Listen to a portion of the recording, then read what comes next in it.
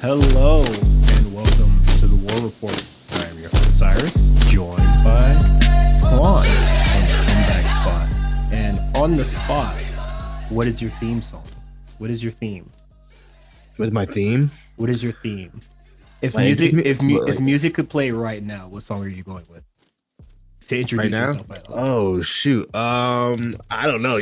I wasn't prepared for this at all. You really just put me on the spot. Holy moly. I was asked. I thought about like saying this like this morning because I was so bored at work, and I was just like, "No, I want to catch your ass off guard." I genuinely don't know. I Yeah, started. what's I started doing some stuff for Legendary Run that we'll be doing Batista. Sure. So if you want to, I guess listen to that. It should be coming out by the end of the month, I hope, or at least our first episode. You can subscribe to our Patreon, patreon.com/RNC. But I really do like Batista's theme. And the was it God? It's not Godsmack. Who sings this theme? Saliva. Saliva. It is Saliva. Yes, I walk alone. It's one of the bands that WWE loved back then. But I'm stalling for time, so you can give me your answer. But I just want to. I don't know. I don't. Oh my god! You better It come depends up on with something quick. It depends on my character. What is my character? Who am I? What is my shit? am You I- tell me. You wake am I a up and face? look at yourself in the morning every day. You tell me. Right. I started. I started the Legendary Run, but I actually watched the episode before the initial like start, and it's an episode of Raw that is live in Tokyo. That episode's fire. I love that. That's a is. good episode. It's pretty fucking hard. They went crazy for Tajiri. That's the one with Tajiri, right? Tajiri Yeah, versus Regal. Who'd you wrestle? Tajiri and Regal, and they wrestled It like was a title match, right? Yeah, for the tag titles. I think Yeah. they just lost it. And we were just like, "Nah, you're gonna win it back in your hometown." Yeah, I remember that. That was a weird Raw. It was just like it was interesting. It wasn't even a weird Raw. It was just, hey, we know you guys have history in Japan, so we're throwing you guys out there before we put Yeah. out Triple H versus Edge, which I'm very much looking forward to. I haven't finished the episode yet. But it's a pretty good episode. I'm enjoying myself. And I was just like, oh man, I'm really liking this episode. And then we're gonna have Triple H versus Edge, Shawn Michaels versus Ric Flair.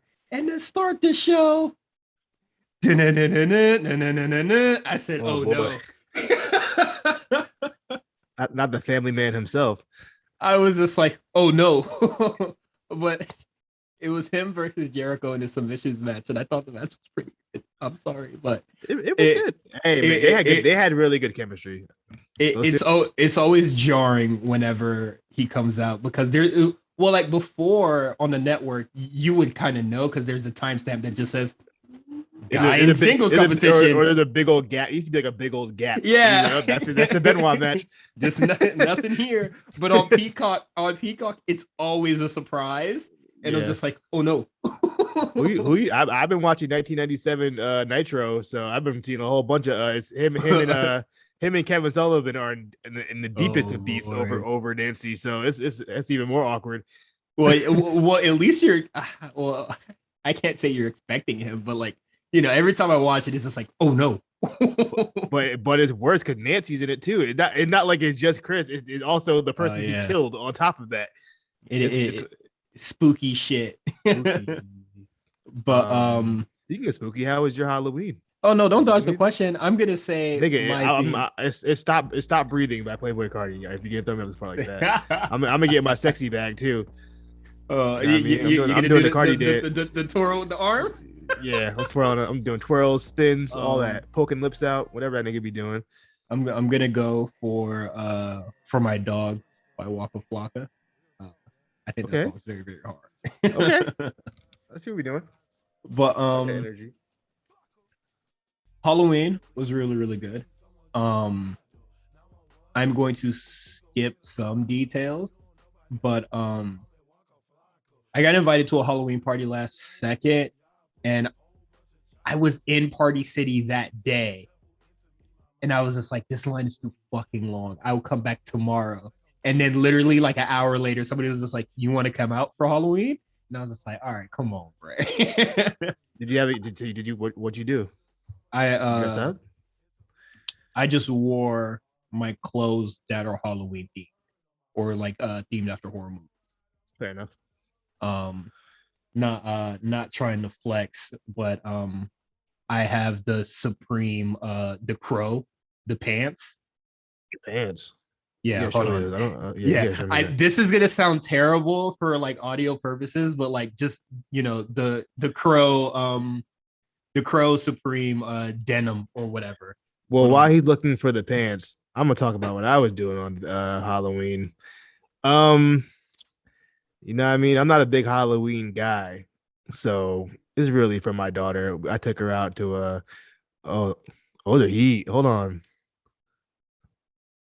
Yeah, those are pretty heat. I know people who are listening can't see So it, but it's like just just like a comic book panel, and it's just like somebody getting the Crow and like somebody's like shooting and shit on the pants, and I thought it was really cool.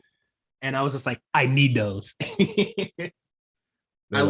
I was like texting Justin every week, yo, when the fuck are these pants dropping? But Oh, I wore that. you got them retail? You didn't get them retail? You got them retail? No, I wish when they dropped, I was in a meeting at work, so I missed the 10 a.m. drop, and I was just Yeah. like, I've I only fucking hate working here. I've only hit so there's two. I've only hit on one Supreme drop ever, and I've only hit on one Nike sneakers app drop ever. And the Supreme one was damn, what the hell was it? It was like a it was a t-shirt. I don't remember what it was. I don't even think I have it anymore. And then the Nike sneakers drop was the Travis Scott, so the original Jordans, the Jordan ones. Okay. And that's the only time I ever hit anything online like that. I would say my first like Supreme purchase. This is gonna be our big money talk for the week. RNC's big money this week. Yeah. But the first time I bought anything Supreme was the Air Maxes that came out, I think last year. They're they're black and pink. And then I bought those and I was just like, this was way simpler than fighting for my life on sneakers. Yeah, This is sometimes kinda you guys take the L and just do the fucking uh StockX. every time I've like wanted something from the Supreme like store, except like the pants, but like I actually like missed the timing for them. But like I got it. Just wake up at like 10 or 11 whenever it is, and then just like get it, and then I got it, and I was just like, this is so much better than Nike, because like I would say the last shoes I hit on was like I forgot what these bitches are called, the biohacks or some shit like that. I ain't never hit on that and ever again after that. My proudest sneaker purchase ever was. Shout out to Wale, because on his new album Flooring too. I got the Tiffany Diamond Dunks, not the lows, obviously, but the highs. I got those when they came out. I kind of remember I had my laptop, my sister's laptop, and my phone to make sure I would get these damn sneakers. Because like I was heavy on Dunks back then. I think they came out in 2012 or something like that. I cannot get a pair of Dunks. Yo, that's what I'm saying. Like, so back then, Dunks weren't as popular. Like, only people who really were wearing Dunks, like, if you were really, really in the sneaker niggas in college. Yeah, if you were like really, really in the sneaker game, especially like SB Dunks at that era, like that was what really, like the sneaker heads was really fucking with. But like, it wasn't like crazy. I don't know when the popularity of Dunks came about, like in the last 2 years, but I'll tell you what, them Tiffany joints, the Tiffany high, I don't even wear them that much, but that was probably the happiest I ever was getting sneakers. Completely off topic. I don't know how we even got here. No, we'll get into in the trenches in a second, just right after this. But I would say my proudest drop is for the Crimson Tint ones, which has been dubbed the RNC ones. I definitely think, yes, I think because those are like my first pair of Jordans as like an adult. Like I bought my own. Like you bought them on your own money. I walked to the Foot Locker. That's a couple blocks away, and then I stood in line with everybody else, and it felt like a very community like moment. Like we're all just like hoping that we get it. And then what's crazy? Oh, go ahead. I've only seen us wear those. I haven't seen it, especially with the green laces. Yep. I very rarely do I see people rock the green laces. Very rarely. outside of like people in RNC, I saw one person wearing it, and they had the black. If I see it, it's the black laces. What I see. And then we were both wearing. I wear my Jordans to work because I can. So he like complimented my shit. 8 hours in Jordan 1. I wear the Air Maxes. I've been wearing the Air Maxes a lot, but he complimented my shoes and I complimented his, and I was just like, you should probably rock the green laces with those. I just like sprinkled it into the conversation. He was like, yeah, I think I'm gonna fuck with that, like the dark green joints, all right? Yeah, the green laces make a difference. You wouldn't really think they would, but they do. Yeah, that color combo, I don't know. The thing, the one pair that I had to really fight for is the Travis Scott. I woke up at 10 with everybody else. The high? The high? Yeah. The ones mashing on the sneakers app. Just my payment information is wrong. Put your password again. All this shit.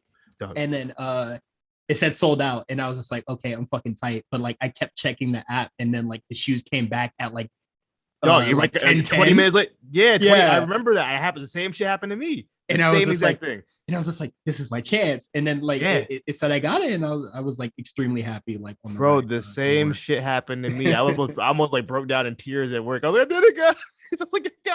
I was so fucking angry before my Twitter account got clipped. I was like just like mad, just trolling and shit. I was just like, fuck Astroworld. This album's ass.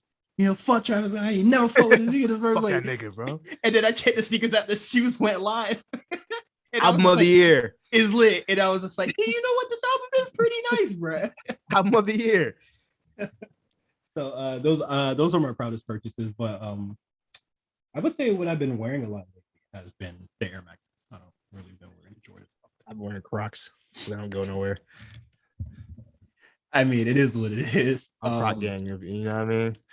If I would have got the Cyrus Crocs, I'd definitely be Croc gang too.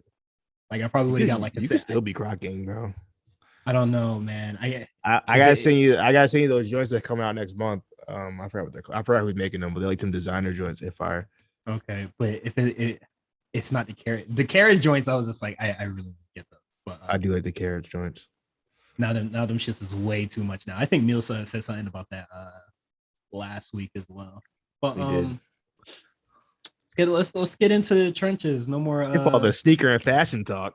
Let's talk about what people really want to hear about, I guess. Do they want to hear about this? Because I thought this was very, very sad news. Very sombering. Yeah, I guess I'm happy we didn't start it off this way. But yeah, go ahead. Yeah. So John Moxley will be going to rehab for, I believe, alcohol. Alcohol addiction. Yeah. This was a shocker to me. I didn't really see it. I've definitely been seeing people saying that like it looks like he's been like gaining weight and such. I didn't see it. I just thought, maybe he was just like, healing it up. Or is I thought I did notice that he was a little bit bigger.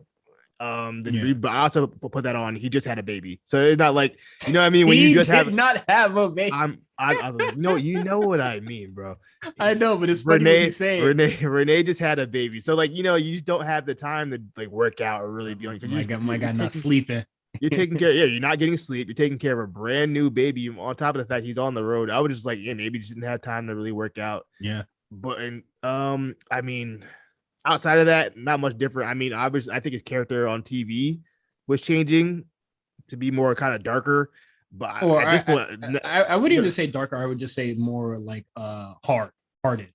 Yeah, like intense. I don't know. But so I mean, like, I can't say like it really showed on TV if anything showed. My fear, and we kind of talked about this on a Discord, is like I hope it wasn't to the point where like he was out. I'm not accusing him of doing this. I'm just saying I hope it wasn't something like, oh, he was out there and he may or may not have been intoxicated in that ring. And that was part of the point where he was like, okay, maybe I have to get some help. I mean, I don't want to speculate, but I'm just like, I pray that's not where we got to. I hope he caught himself before that and was like, yeah, the path I'm headed to is not good. And we know he's openly admitted that he's used drugs and alcohol before. Literally earlier that week, a link got sent to the Discord. It was just like Moxley talks about smoking crack, and I was just like, what the fuck? Yeah, he'd been fairly open about his drug and alcohol use previous to WWE.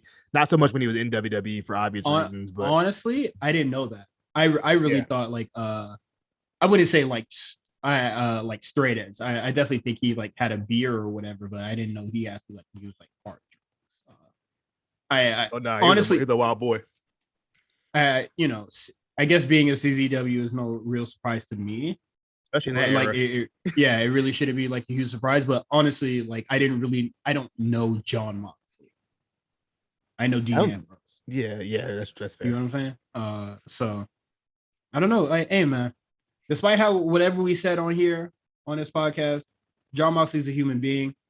So Godspeed. Hope you recover, come back strong, all of that, and Yeah, coming back into the and having an alcohol addiction in the wrestling business, I think it is something really hard to do because you're constantly surrounded by dudes that drink. that I mean, Being on the road, being on the road, just to get through it. It's just, I mean, we don't, mental health reasons. It could be anything, but yeah, I just hope. But like in an innocent, like just like social gatherings could be like very triggering. Yeah, triggering, absolutely. That's one of the positives of how the wrestling business is now in 2021. I mean, I'm sure that people who drink, people I don't know who he hangs out with backstage. I don't believe Eddie Kingston is much of a partakes in that stuff. He might have a corona. He might. But if they want to stand in solidarity with Moxley, I would love to see that. And I think that kind of environment in backstage area at AEW, it seems like they're much more of a team, and they're gonna ride for Moxley. And hey, that means change the culture back there for the better. Cool with me. I mean, we can find a positive out of this, if anything. I think that would be absolutely fantastic. Them showing their support for Moxley and shit. He has all my support, man. Hopefully, he makes it out. Be the best father you can be there for your family and stuff like that. So, shout out to Renee. Shout out to Renee as well. She's also affected by this. Yeah, and she's just a cool person. So if you would have just said shout out to Renee Young for shout out to Renee Young just because at a random, I would have been like, yeah, she's cool. Because but other news, I get the coin phrase from the A show, AEW watch.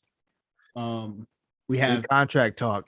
Yeah, we have Kevin Owens, Kyle O'Reilly, and Johnny Gargano, who contracts are all up next month. I don't know about Kevin, but Gargano and what's my man's name? Kyle O'Reilly. Yeah, I think he's already become forgettable. Yeah. You already told me about the Kevin Owens comments on the Raw. I mean, I think it was a quick little, If you are new to this show, I don't watch the main roster show. I don't watch Raw or SmackDown. I'll probably watch like clips or highlights and stuff like that. I don't watch the show. So if any Raw or SmackDown superstar leaves, shit, my day don't change. Well, my day doesn't change until they show up on AEW. Until they show up on AEW. Yeah. Yeah. Basically, for anybody who didn't see Raw, Kevin Owens, he was doing a promo with Big E and Seth Rollins, and at some point in the promo, he's like, "Whether I'm here for 3 more days or 3 more months, I'm gonna give it my all." One of them, fiery baby safe promo. But that little line with a little wink, wink at the rumors going around that Kevin Owens' contract is possibly up pretty soon, and he has a much storied history with the Young Bucks and Adam Cole and all the Mount Rushmore of wrestling. So he started teasing. Not the first time he's teased. He's also teased. I think he posted like on Twitter the coordinates of Mount Rushmore on Twitter to be a little cryptic. So it's I hate when wrestlers do that. I think it's lame. Personally, I don't like when they do that. Like, I'm not a fan of it either, but it does create the conversation. I understand why they do it. Yeah, I understand why they do it. Yeah, it's lame. It feels kind of clout chasey to me. Yeah, because that makes sense.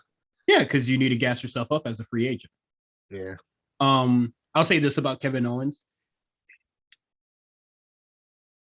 If you would have told me that Kevin Owens was like going to leave WWE to go to AEW like 2 years ago, like before Dynamite started, I would tell you there's no fucking way now, because listening to Kevin Owens interviews when he was on ROH and on the road, he talks about like he hates that shit. He was just like, I hated the travel.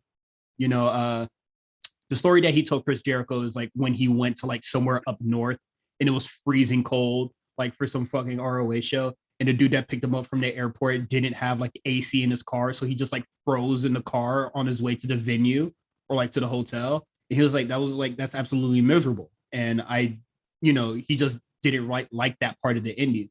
But AEW is definitely different from that. So I think there being another kind of like, I can't think of I can't think of I guess like a conglomerate or like something that's bigger than an indie. Yeah. I definitely think that's a positive for him to like, maybe I'll fuck with you. Hey, look, I'm gonna put it this way: Kevin Owens, if he leaves WWE, I wouldn't even be mad. He done a good amount. He's been there. How long has he been there? Like 6-7 years now. I think we said this. I think we said this the last time we talked about Kevin Owens like contract stuff. Yeah. Hey, if Kevin Owens wants to leave, that's fine. I'm not mad at it at all. I wouldn't say WWE wasted him. I'd be like, yeah, he did his time in WWE. He did 7 years. I don't know. This is not a run from the grind situation. Yeah, this is. Hey, I've done pretty much everything over here. This is fuck it. He doesn't. The ceiling is not that high. He hit his ceiling. Yeah, and I don't mean that in a bad way, because his ceiling was world champ, and he got there. He beat John Cena on his first. He beat John Cena in his first main roster match. I mean, come on now. There is nothing that he should be walking away from being ashamed of this. He had a great career. He's WWE Hall of Fame easy. You know what I mean? It's like.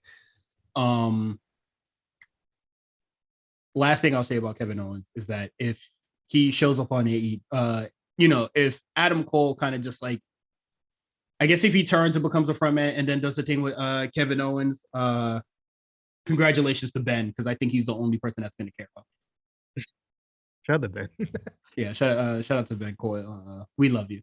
Who was so it's it is what it is. Gargano and Kyle.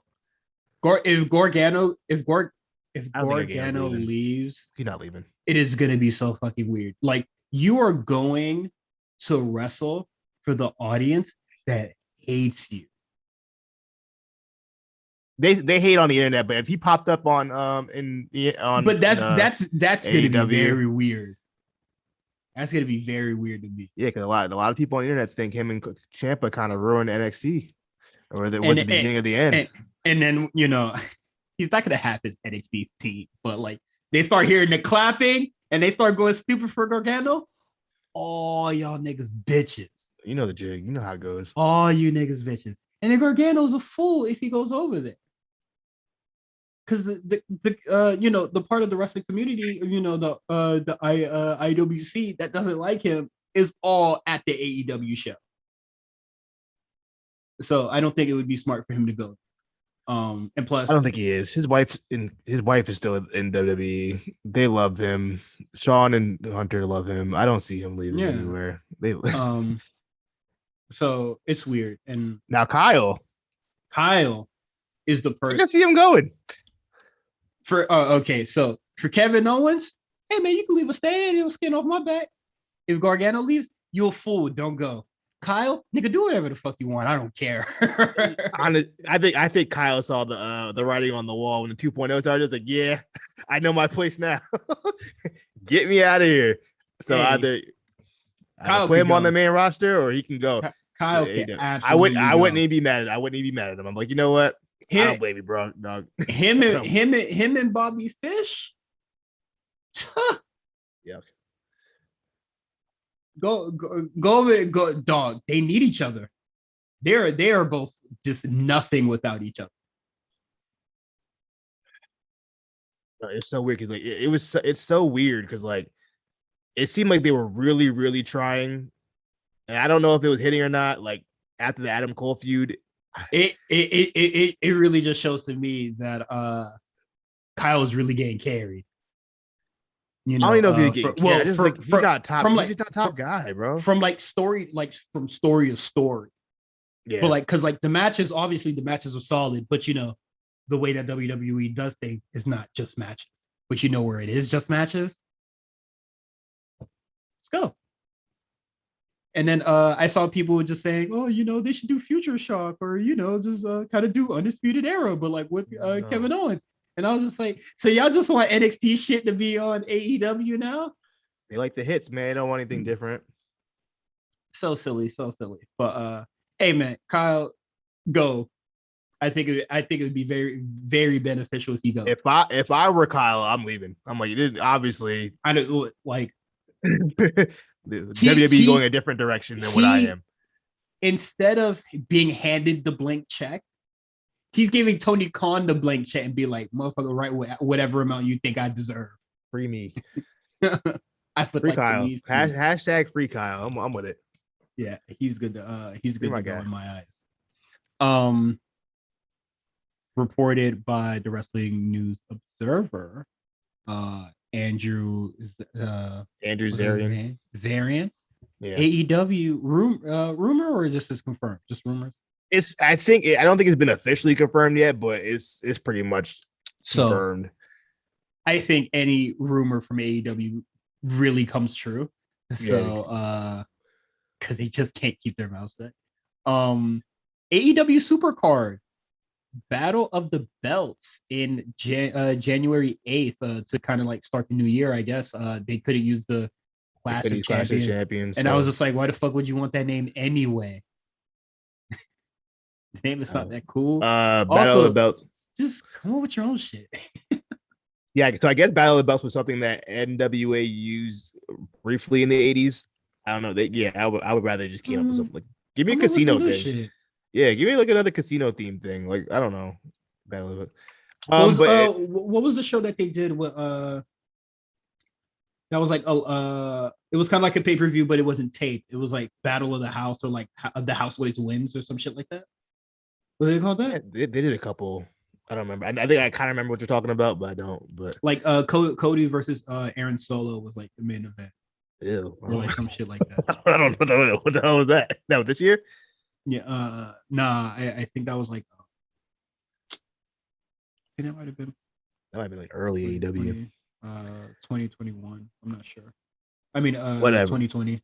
Whatever. Yeah, I wish it was a casino theme.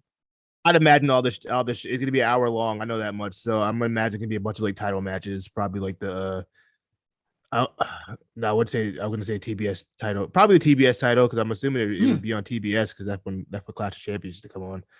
So yeah, probably a TBS title match, probably like a tag. I don't know. They'll throw a couple of title matches on there, and then I think the show should be all title matches if it's gonna be Battle of the Belts. Yeah, I'm saying maybe number title matches. Or champion versus champion matches. That'd be cool. Because I don't see them having 2 women's matches on the show. Not an hour-long show. They don't even do that for 2-hour shows.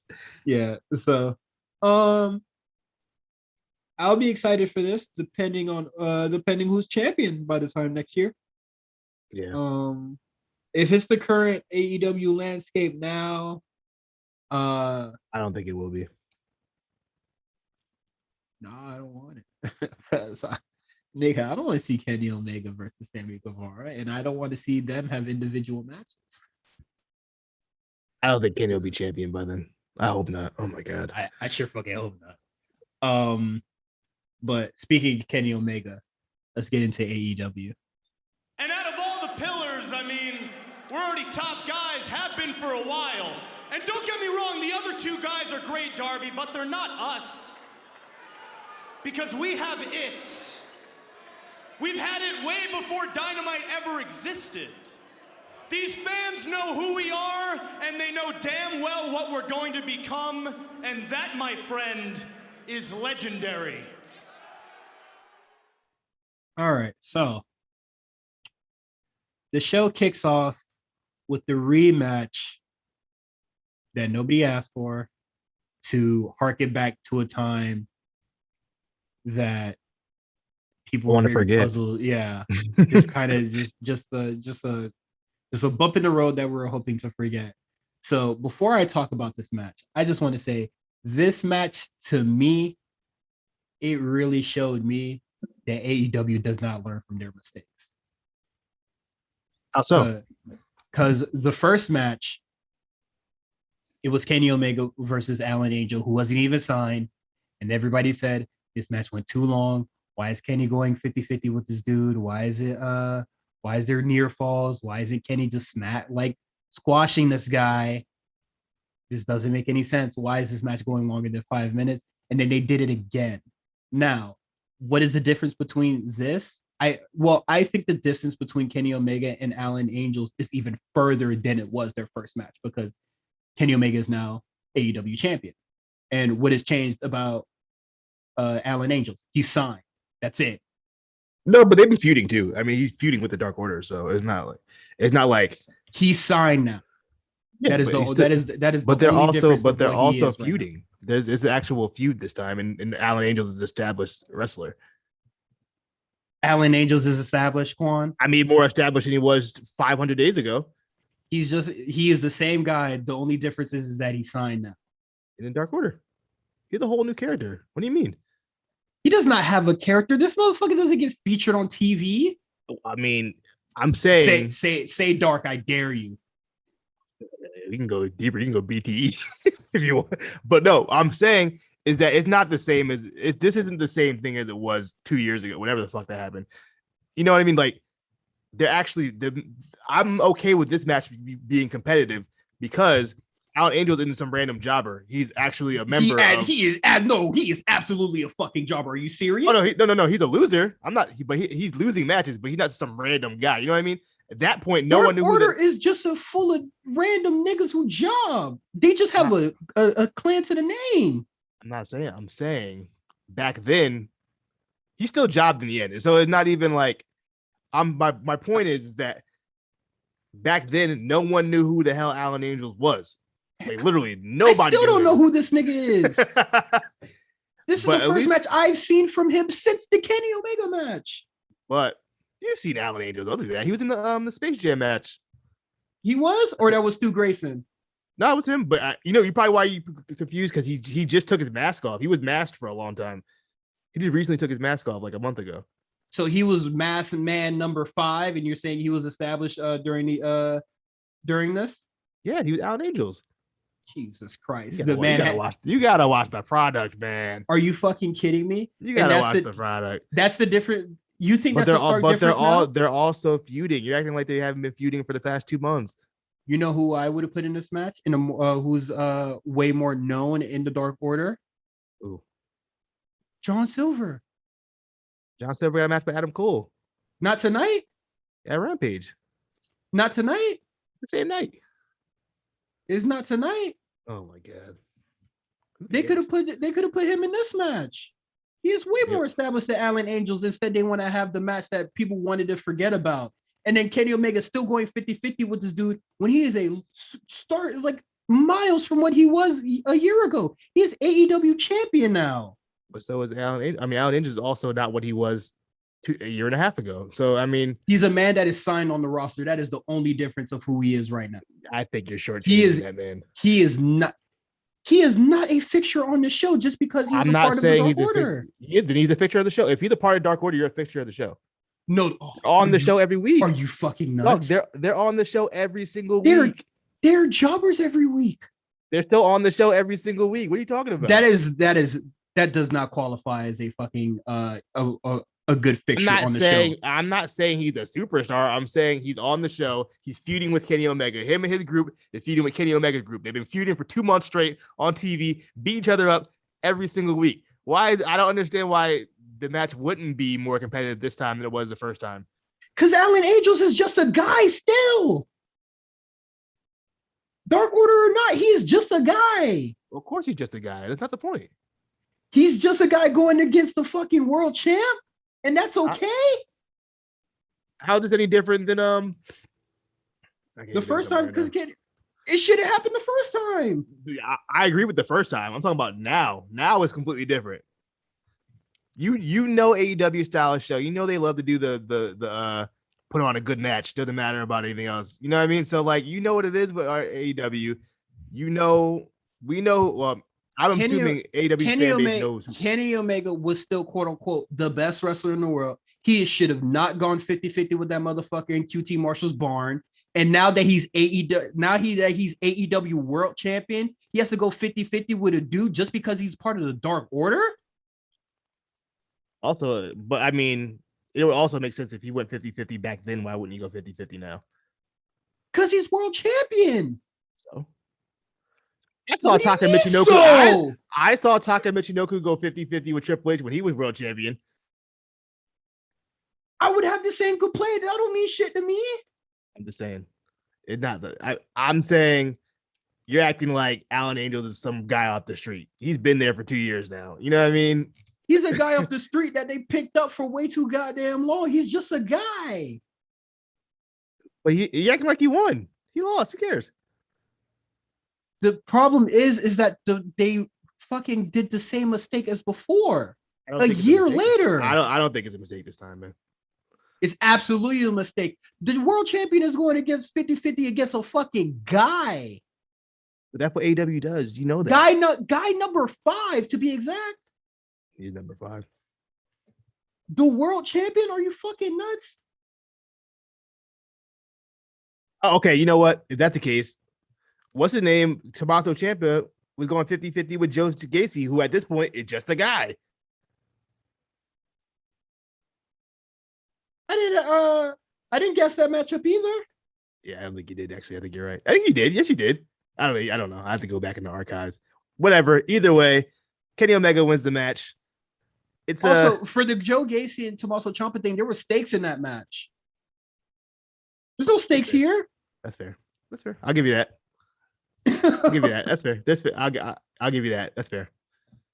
I still think you're being a little. I think you're being a little hard on Alan Angels, personally.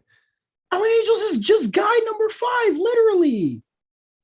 Going 50-50 with the world champion after you receive backlash for that shit a year later. But the backlash is because he was a nobody, like literally a nobody. He's still a nobody. But people know who Alan Angels is now. People didn't know who he was 500 days ago. Just because you don't care about it, don't mean you know how AEW fans are. They love everybody, especially the Dark Order. So they know who Alan Angels is. I understand where you're coming from because I'm with you. But you know how their fan base is and how they get down, how much they love those guys. Quan, if we literally want to go about that logic, I can't have any opinions on anything on this show. You can have an opinion on it. I'm just saying if every criticism I go into is that you know how their fans get down, then I can't critique shit because they could shit in the fucking ring and everybody would love it. They don't love Cody.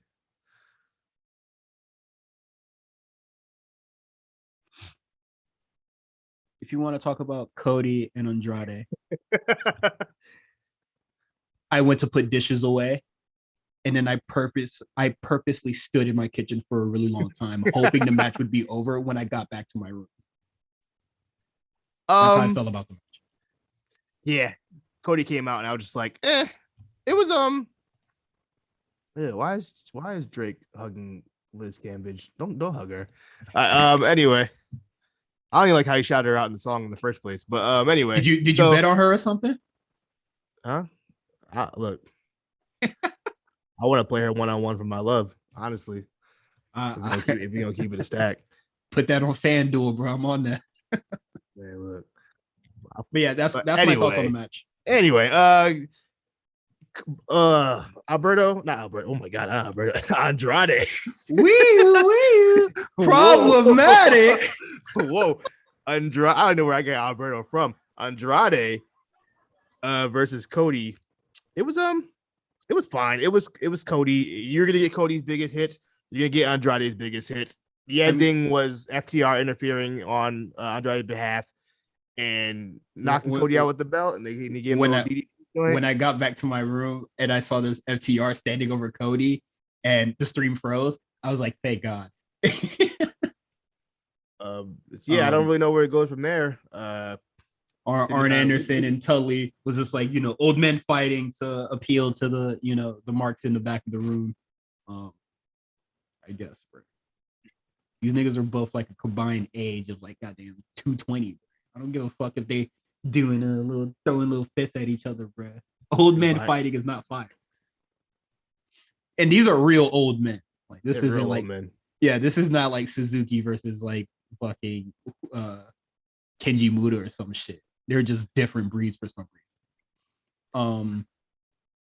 Yeah, that match happened. I don't really care. The Lucha Bros came out. The Lucha Bros came out.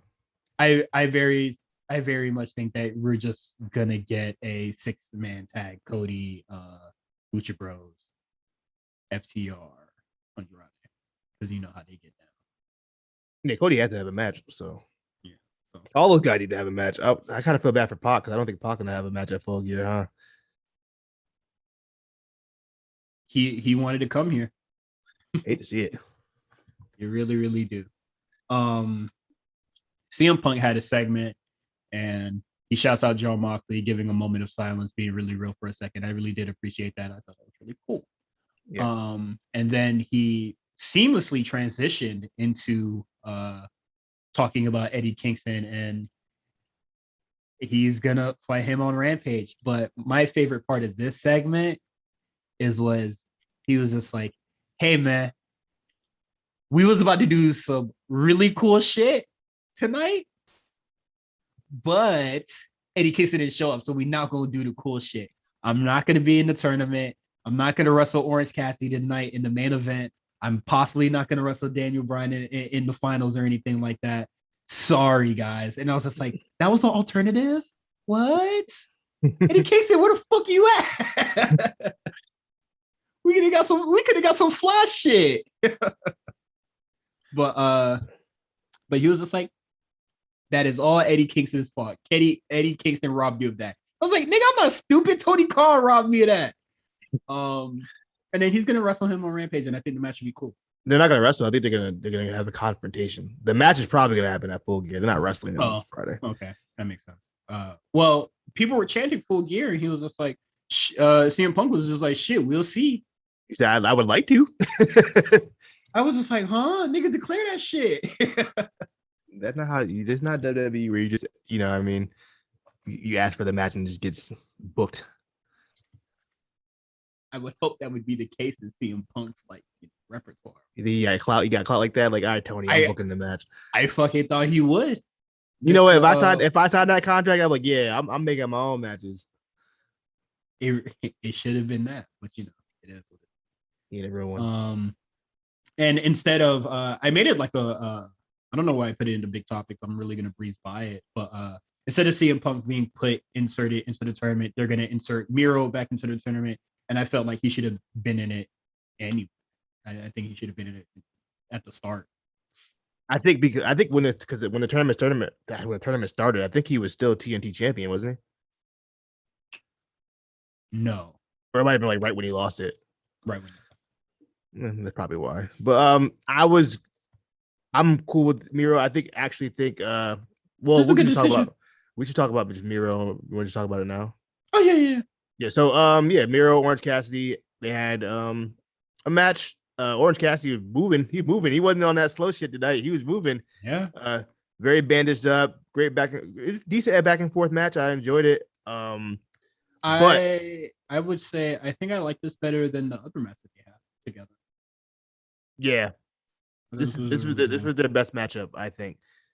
This is actually, I can't believe I'm turning around. Am I turning around on in-ring Miro? I can't believe it. I might be turning around on my guy. I mean, Orange Cassidy's good, so he brought the best out in Miro. So, but speaking of bringing the best out of Miro, but now he's wrestling my guy, the 2021 MVP, Bryan Danielson.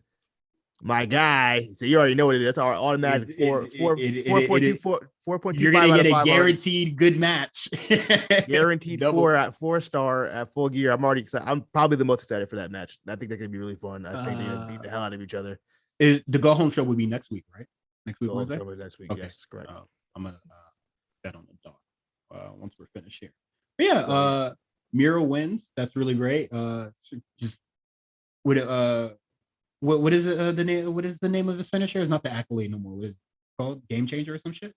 No, that's. I think it's back to the Accolade again. I think it was the video game stuff. They pushed it back once he left. My man's. Okay. What happened to dude? What's that dude name? It don't matter. Who's his boy? It don't matter. Yeah, I forgot about him. I'm surprised nobody's like reported anything, or I haven't seen anything about like that young brother having visa issues or some shit. Because it really just seems like he just. I'm pretty sure. No, I'm pretty sure he's in the States. He had like some gimmick going on where he like wears a plastic bag or a paper bag over his head or something. I don't know.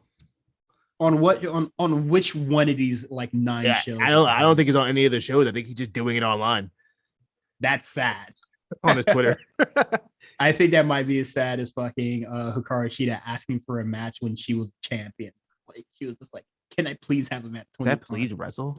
Yeah, I was just like, stop putting me in the front row. Fucking pain under that tweet, right? But it is what it is.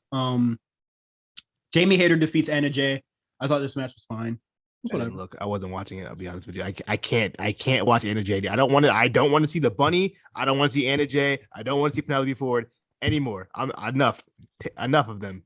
Those 3, I can't take it anymore. I don't want to see those girls wrestle. I don't.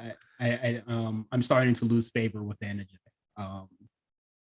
It's hurting because I really liked her when she debuted in QT's Marshall's Barn, but now it's just kind of just like you're just lady number 5 on the roster. Like it doesn't. First of all, Anna Jay number 99.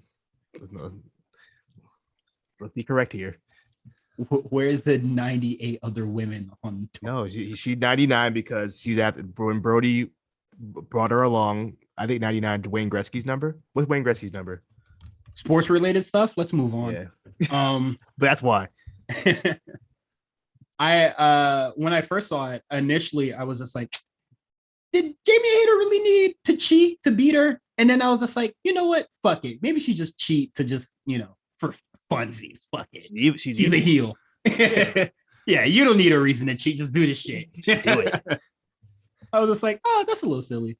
But she advances in the women's tournament. So all the first round matches except the Bunny and Red Velvet, that'll be happening on Rampage. But personally, I can speak for the both of us when I say we don't really care who wins that match. Good Lord, I don't care about that match. So we're gonna start doing predictions for the second round set of matches because I think that's when the tournament is actually going to start.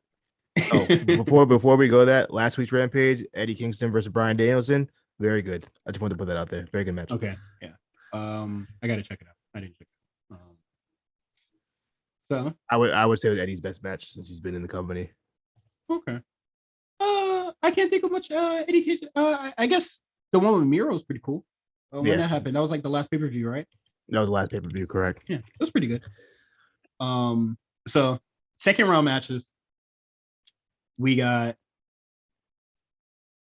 Thunder Rosa versus Jamie Hayter. Thunder should go over. I hope she does. I'm hoping that's my pick to win the whole thing. I love Jamie Hayter, so I hope Thunder Rosa gets it. I don't see the point in having 2 heel women champions. This is true. Jade Cargill versus the Bunny or Red Velvet. Motherfucker Jade Cargill. Jade winning that, so it doesn't even matter. Please. I hope so. If the Bunny pulls a meals and then hits a small package, I'd be like, yo, what the fuck happened, bro? Well, we're gonna get Nyla Rose versus a very hurt Hikaru Shida. I can see Nyla winning that. Yeah, I definitely see that easy. And Hikaru Shida finally got her 50th win. Congrats. Ruby Soho versus Chris Statlander. Ruby's gonna win that. I don't think has she lost yet? Yeah, she lost. No, she lost to Britt Baker. That's right. Right. Motherfucker, get Chris Statlander out my face. I'm gonna give that to Ruby Soho. But I did like in that video package, she was just like, I like what she said. I'm already your leader. Put some gold to be cool. And I was just like, you know what? That's nice that you're showing, championship aspirations finally. I don't remember the Chris Statlander match that I have seen, so I don't really know if that match is going to be good or not. She's fine. She wrestled Britt Baker not too long ago, right? And that was like the heavily like Orange Cassidy was there like shouting and screaming at ringside. My man went full on dad. I was just like, nigga, relax, let her have her moment. But yeah, then we'll come back next week and do the results for that, and I think that should be fun. But you already said that you think Thunder Rosa is going to win the whole thing. That's my thing. I don't know if she's going. That's who I want to win. What yes, would be the best choice. That I agree as well. And then put her on TV. That is very sad that we actually have to request. No, she's never on TV. This is the first time I've seen her on Dynamite this week. And right when she came out on Dynamite, I was just like, "Hey yo, nice to see that girl on TV in a month, at least." So yeah, I believe that is it for the big topics on AEW. Quick hits. MJF's promo towards Darby Allin. I thought that this promo from MJF was actually really good. Did you? I thought this was the weakest because I feel like it's the same thing we've heard from the last like 3 weeks from him. I think this is the best of the stuff that we've heard 3 weeks from him. I didn't like when he was just like, you was sitting on your uncle's lap and then he crashed the car. I was just like, that's oddly like very personal and really odd to just say on TV like that. So I didn't really like that. And then I didn't like it when he did it in Miami because Darby Allin didn't even show up. I think Sting handled that. And I thought that was really weird. And then, so I thought this was kind of just like the best it's going to get. I was going to say, I thought this was like the perfect segment, out of this. Was Wardlow there? Yes, Wardlow came out. So Darby Allin says that, oh, MJF, you know what? You're right. I do be bugging now. But at Full Gear, I'm not. So I'm going to get all my frustrations out right now. And then at Full Gear, I'll be nice and calm. And then MJF was just like, all right, bring that shit over here. And then MJF kind of just like started dipping. And then Sting came out with the Slim Shadys, which I think is so stupid. How are you a loner outcast? And then you have, just goons. I'm in the club with 100,000 niggas. Like, why do you have 100,000 niggas for? So stupid. And then Wardlow and I think Spears came out to like handle like the two random dudes that just had like paper faces. Darby was wild, and that close on he did. That shit was hard. You're going full speed. I'm like, yeah, slow down, player. I thought this was I do think this was a really good segment. I think the only thing that I have like a problem with, and this is the problem with a lot of things that AEW does.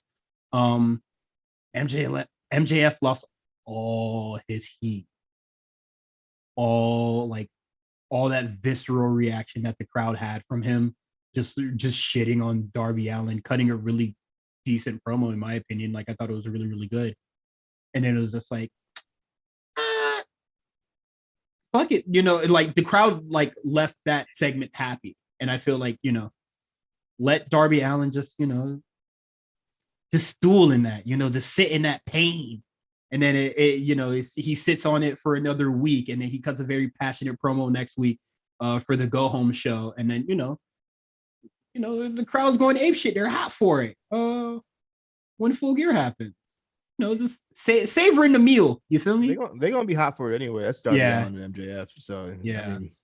They don't have to do much. When you're hot for everything, you don't have to do much. And I think that is like the reason why AEW doesn't really try as much. But I did think specifically for those two people, they don't have to do much because they're the two of the most over guys in the company. I think easily. I don't think they have to try for a lot of things because of everything except like the women. Well, certainly. But I did think this was a really good segment. I really, really do. Despite all those criticisms, I think this was a really, really good segment. If this was the start of the feud, I would have been like, oh, well, goddamn. I would have been very pleased by this. But it is what it is. Who was the dude that showed up with Matt Sydal? Lee Moriarty. Okay. I didn't have my headphones in when he came on the screen. So Matt Sydal, Lee Moriarty versus Dante Martin and Leo Rush. When is that happening? Rampage or? I'm not sure. I don't remember exactly what date. The segment was just 4 niggas talking. Hey, at least we got some niggas on the TV. You know, Yeah. I have a complaint. Go ahead. My man's Dante Martin. I don't know why. I don't know if that's just like his regular face, but every time I see him on the backstage interviews, he looks like he's on the verge of crying. He's like this sad puppy dog look on his face all the time. And I want him to like pick your head up, dog. Like, come on, man. Because he don't know when his goddamn tag team partner coming back. I don't know when his brother's coming back. Where's my brother at? I don't know if he's purposely doing. Same with Matt Sydal too. Them niggas don't know when they getting their brother back, so they got two bro. Can I please tell you, I had no idea Matt Sydal had a brother. I've been watching Matt Sydal wrestle since 2003. I had no idea that man had a brother. This is like when I found out Dolph Ziggler had a brother. I knew that one. I didn't know that. Well, I didn't know he was like trying to be inspired, inspiring to be a wrestler. Yeah. So, the Super Click and the Jurassic Express have a brawl. You know, they're just Christian found his way out of the impact zone. Hey man, like you told me, bro, the forbidden door closed. What? Could get a door open and let them. Yeah, left without him. What's that shit? Soldier Boy, is it that shit over with? They have I wouldn't say they had a brawl for no reason, because obviously they've been feuding for like quite some time and they just like have this visceral for each other. But I thought it was kind of just random on the show, because I was just like, y'all wasn't really fighting last week. It was kind of Dark Order's time to fight. But I guess we just gonna reignite this smoke real quick, just to give y'all motherfuckers something to do. So they just have a brawl, and I would say watch this brawl back, because when it started, I was laughing really, really hard. What happened? So Christian comes out, and then the Bucks and Adam Cole are just like, "Hey man, you don't want to fight, bro. Come on. There's 3 of us and 1 of you." And then Luchasaurus came out, and they were just like, whoa, big guy. And I was just like, y'all still outnumber the niggas. What are you talking about? Wait, first of all, Matt, all 3 of those guys are little shrimps with skinny little arms. They ain't fucking with Luchasaurus like that. I was just like, y'all niggas can't do math. Y'all still outnumber them, bro. And then because Luchasaurus is like 2 niggas. He's a big dude. 2 niggas. He's a dinosaur. So you're telling me Jurassic Express was always a 4-man faction, or does Marco Studd don't count? Marco's half a man. The small child. Him and my daughter are the same size. No lie. I'm not even kidding. He might be taller. But the part where I really started laughing is when they tried to do the super kick, right? And then Cole and Christian are like brawling, and they're slugging it, like they're throwing, they're doing work punches, but they're going really, really fast. But the Bucks are trying to go at Luchasaurus, and they're moving mad slow. And I was just like, you can really separate the fucking professionals from one another, bro. These niggas can't brawl for shit. But then they take it to the outside, and Jungle Boy comes out of nowhere. I thought that was really cool. Just does like just a little flippy flip into the pool of boys, and then they kind of just fight, and then it ends. It reminds me of, you remember, this was like early Dynamite, when it was like Santana Ortiz versus the Bucks, and they were just like brawling outside of the stadium, and then it went into the picture-in-picture, and then they were still brawling when it came back. I liked when they used to do that. I thought that segment was really, really I thought it was odd that it like went into picture-in-picture mid-brawl. I thought that we never seen that before. Yeah, I never seen no shit like that before. So when it happened, I was just like, huh? I thought that was pretty cool. I thought that was pretty clever. When I was like, that's cool. Because usually when a brawl happens, it goes to commercial, it's just over. Yeah. But he's like, nah, we're gonna keep it going. So I think my only because I remember like having some issues with it at the time. I'd say the only issue with it is that because during the picture-in-picture break, they weren't really brawling. They were like doing the transition to like going back into the ring. So they would brawl. So like soon as they come back from commercial, they would be in the ring, still brawling. But it was just like, during the picture-in-picture, you just the dude grabbing the collar, or just grabbing the back of their neck, just dragging them. So I thought that was a little silly. But the brawl just ends, and then later on the show, John Silver comes out, and he calls Adam Cole Budge. Budge. I think it's one What of is the origin of this? I think it's one of them being the elite things that we wouldn't Stop get doing unless you that. watch Stop it. doing that. Stop doing I that. agree. Because that shit is I not. agree. Because he said that shit, and that shit was not funny to me at all. That's like, you remember when Demi Lovato had that really weird picture, and they were calling it like poop or some shit like that? No, You don't remember that? I try to ignore anything Demi Lovato ever does because No, it's just very white shit, and I was just like, this is weird. You remember when you definitely remember this. You remember when Donald Trump spelled coffee wrong? Kofifi. Yeah, and then white people went crazy over it, making Kofifi merch and shit like that. That's what. Someone tattooed Kofifi on themselves. I remember that. Yeah, that's what whatever John Silver was doing felt like to me. I thought it was really, really weird. And yeah, for them. And something that I forgot to mention in the brawl. So Adam Cole, he gets Christian by Christian. And I was just like, you get the concerto. Yeah, I was just like, I hate that. You know, there's two things I didn't like about it. For one, the commentary undersold the fuck out of it. Oh, yeah, he got concerto. Like, yo, the man got his head scrambled between two steel chairs.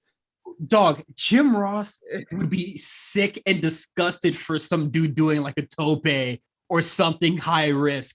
But this man gets his fucking chair shot to the head and he's silent. You know what, though? To be fair to Jim Ross, he's seen a concerto 10,000 times in his career. I don't give a fuck. He's seen a suplex 1,000 times and he still sells that motherfucker. That motherfucker's seen 2,000 Stone Cold Stunners and still went ape shit for it. And he couldn't go. And he couldn't go up for the stinger of the brawl. My man took a concerto. He's gonna be wrestling later on that night. You know what I mean? No, what? So he takes the concerto, and then John Silver is just like, "I'm gonna wrestle Adam Cole on Rampage," and I was just like, "Is he gonna be okay for Rampage?" My man's brain got squashed. Like, just ruining the illusion. They just really undersold. I wish they would have sold it more. I thought the spot was cool. It just like the commentary was just like, "Hey, it happened," and they're like nothing. So, something that's also like popping up into my head right now is that it happened. It wasn't a big deal. The crowd goes, one more time, which I thought was extremely fucked up. Commentary not selling it. And then the part where they should have cut to commercial break was Christian walking back towards Adam Cole and then like whispering in his ear, just being like, "Hey man, you okay?" Like, cut that. The fuck is wrong with y'all? NXT did that last night too. They like zoomed in on fucking Dakota Kai whispering in homegirl's ear. Oh yeah, same. And then Vic Joseph was like, "Oh, you see Dakota Kai talking to herself?" I'm like, "No, she was talking. She's calling the spot." I thought that was weird too, because also she like called the spot and didn't do it. I don't even know what the spot was, but it's when she was gonna I guess double stomp the table onto her head. No, it was at the beginning of the match. Okay, it was way at the beginning. It was like the first like rest hold of the match. She was like talking. Okay. When she was talking. Who was she wrestling? Cora Jade. Oh yeah, Cora Jade. Come on, she was just like big regeneral. This is gonna be hard, brother. And then Vic Joseph was like, you can see Dakota Kai talking to herself. I was like, "Oh, you tried, Vic," but we know what it was.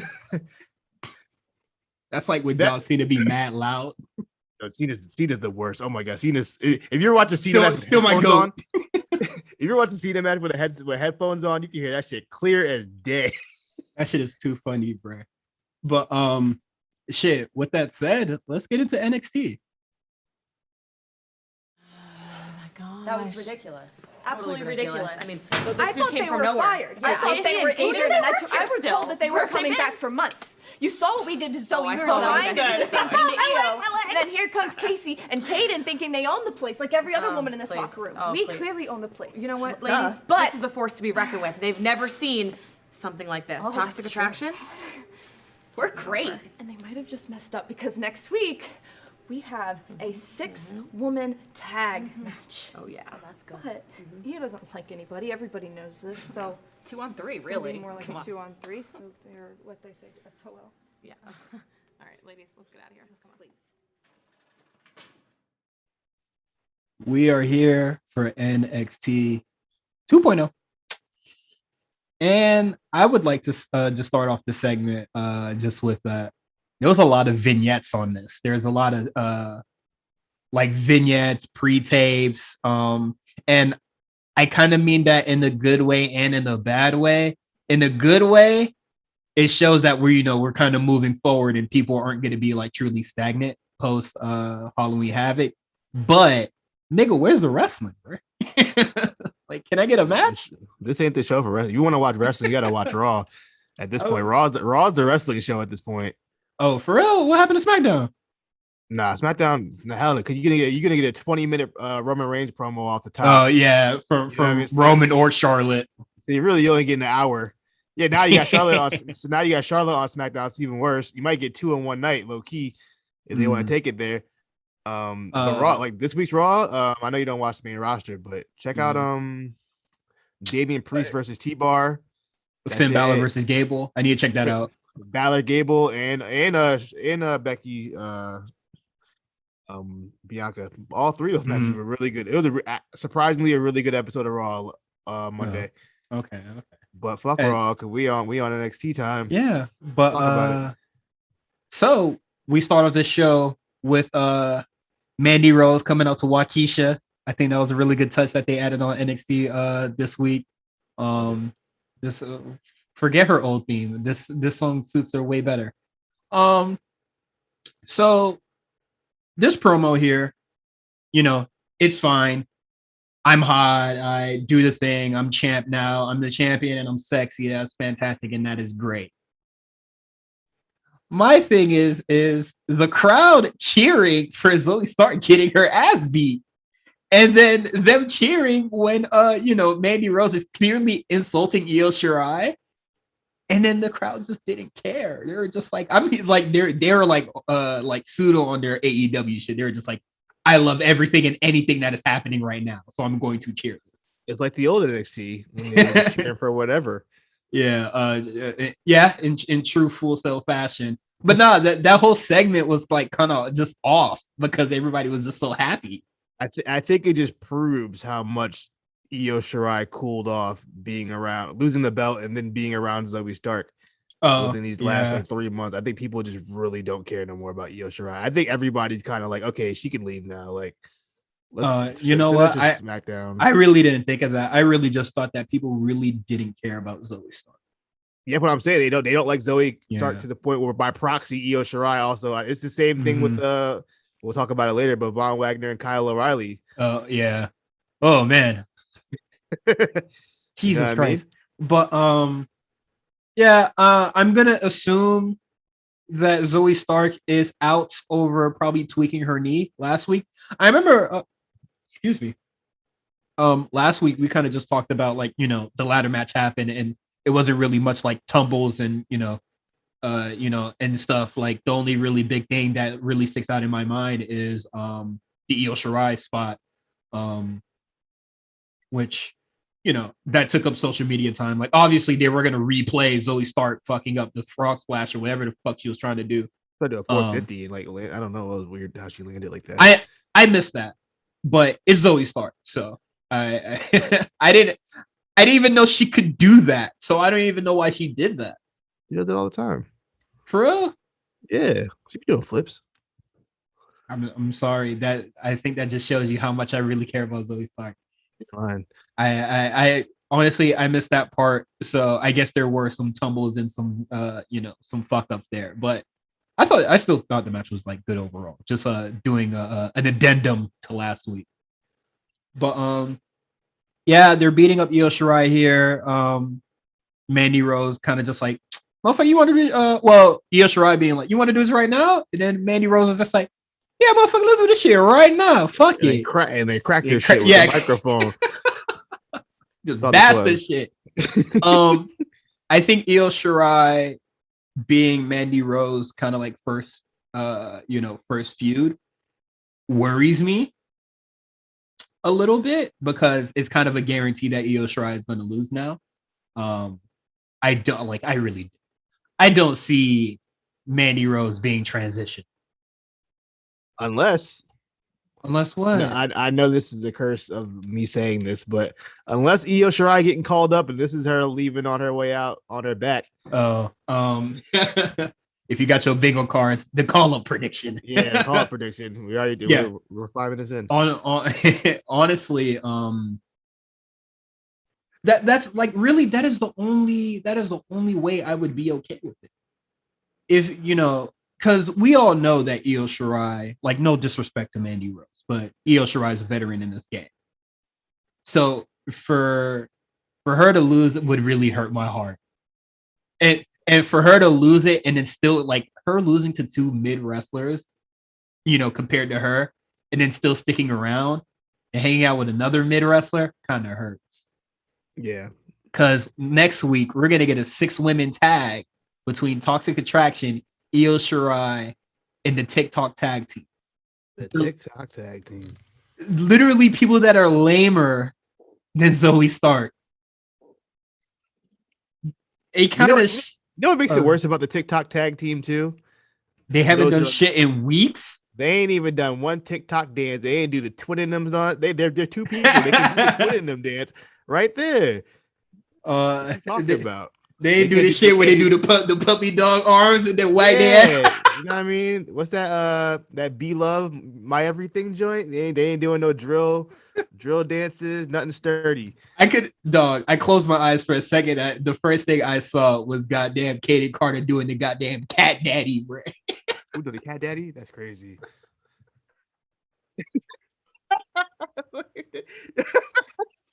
Yo, shout out to TikTok, man. You're absolutely right. One, they haven't done any TikTok dances on TV. Not Two, one. I never see anybody share their TikToks. I ain't not seen that one of their TikToks. I've seen Naomi's TikToks. I've seen everybody. I ain't never seen that one. Katie I don't follow Lana, and I still see her TikToks. I don't follow Mandy Rose on TikTok, and I still see it. I ain't seen not one Casey Catanzaro TikTok. Dog. And then they've been on NXT like once since the 2.0 transition, and they it's not a shocker that they lost that match, but one appearance in in 2.0, and I'm curious to know if Io Shirai actually likes these two. Do you think that Io Shirai fuck with him? Like a shoot? Well, either or. I'm sure she likes them personally. Yeah.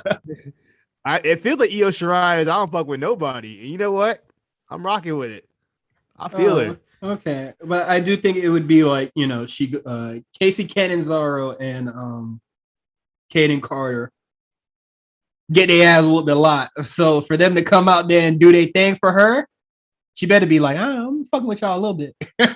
That's what she said. She said, "Look, I don't fuck with Zoe Stark, but I really don't fuck with you, Mandy Rose." So that's what we're about to handle this. But I'm just saying, by she got to fuck with them for showing heart and coming up for her. But we'll probably see that on a WWE exclusive on Twitter later tonight. All right. Next thing. After that segment, Mandy Rose in the back runs into Dakota Kai. And Mandy Rose may be a heel, but she recognized real. She was like, "Hey, thank you. I really appreciate what you did out there." And Dakota Kai was just like, I ain't do it for you, bitch." Which I'm pretty sure Mandy Rose knows that, but he was just like, "I just wanted to end Raquel." And I was like, common okay. courtesy. Yeah, just being a little nice. I recognize real. And then Dakota Kai comes out because she has a match with Cora Jade, ending her win streak. But how'd you feel about the match? Cora Jade music sounds like the intro song to American Pie. Motherfucker, that is Tony Hawk American Wasteland menu music. Boy. That is that guitar riff. It brought me back some nostalgia. As for the match, it was a Dakota Kai showcase. She's hungrier. She's more dangerous than ever. She got eye makeup now. You know what I mean? She's in the House of Black, right? She's in the House of Black. Hey, well, I'm interested. Weird. The ending was a little. I mean, after the match, when the kind of like the post match beat down or whatever that was. I change of heart. I sort of liked it. I gotta see where it's going. I mean, I don't really know. I kind of liked it. Just like predictions or what I think in my head kind of makes it interesting. But I'm like, I guess like she doesn't really resent anybody. She just wants to beat Raquel's ass. So like, you know, she didn't really have to go. She didn't really feel the need to go crazy on Cora Jade. Yeah. So, Let the young girl live. What they gonna do now that her win streak's over? Well, I'm against debuting win streaks anyway. So the sooner the win streak's over, the better. I don't know. Her and Trey Baxter can, I don't know, cuddle in the hallway. I don't. No, that might be in a WWE exclusive, boy. Yeah, I'm surprised they didn't do. They might be a 205er. Yeah, I'm surprised that they didn't show like Baxter and stuff like that. They showed enough this episode. They didn't. This episode was action packed, bro. Out of all the things they showed, you are right, but there's some things I would like to take out. The section of quick hits was loaded until I was just like, all right, we could just shuffle some stuff around, just like please, bro. Really, really crazy stuff there. So next up on the show, we got Trick Williams and Carmelo Hayes. They get into a little just a little interview talking about what happened at the House of Horrors, and they're just like, motherfucker, this our house. We back in NXT. We about to get the shit cracking. And Andre Chase comes out, and they're just like, my nigga, you alive? I love that. I thought that was hilarious. And then Mackenzie Mitchell just breaks it to him that people was calling him a pussy on Twitter. And I just said, word. Said, huh? Me? Y'all talking a lot of shit out there, and then went out to the ring and then just started cutting a promo. but first his mic ain't even work, so he had to go. He threw the mic and announced it to you. Dog, I thought that was fire. I thought he would throw that Beth's head up. I was like, oh no. That motherfucker, dog, I thought he threw that shit at the cameraman ducked everything. He's like, give me a mic at work. That's fire heel work right there. I thought it was very funny that they did this. And then I caught myself for a second, because you remember last week when I said that Cody was just like cutting a promo for Twitter and like just appeared like, you know, kind of just like directly speaking to a ghost. Yeah. I would say the difference that I feel there between Cody and that is that like the thing that Cody is addressing is the actual like conversation or talking point that is going on in the wrestling community. Yeah. While, you know, it's a very meta promo. Yeah. While this Andre Chase thing is clearly a lie. Like, nobody was like, I haven't seen a single tweet calling this man's a cow. I ain't ever seen a tweet about Andre Chase. So yeah. So there's that. So I think that's the difference between the two. And Andre Chase promo was actually enjoyable. I'm really turning around on this motherfucker. I'm really fucking with him. I told you, man. He got. I see the. Okay.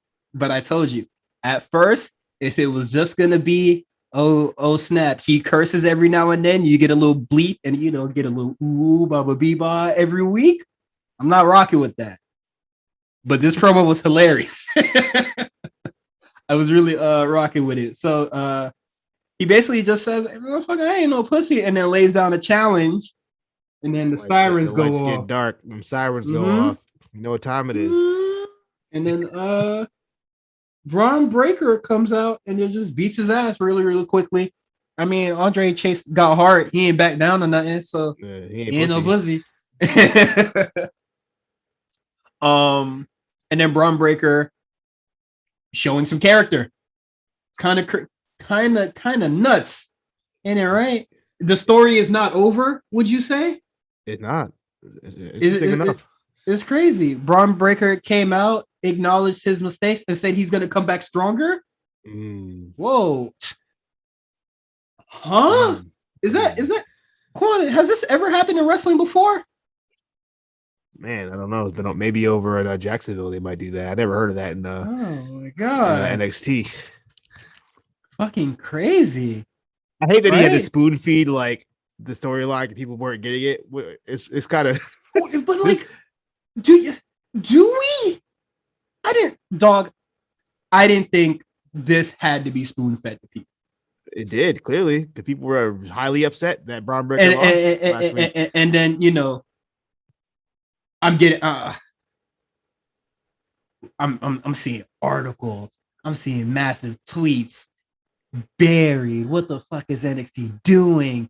Oh, NXT should have just, you know, did the non WWE thing, aka do what AEW is doing and just give us the instant gratification of it. And it was just like, dog, are you for real? Let this motherfucker show some character, grow some legs.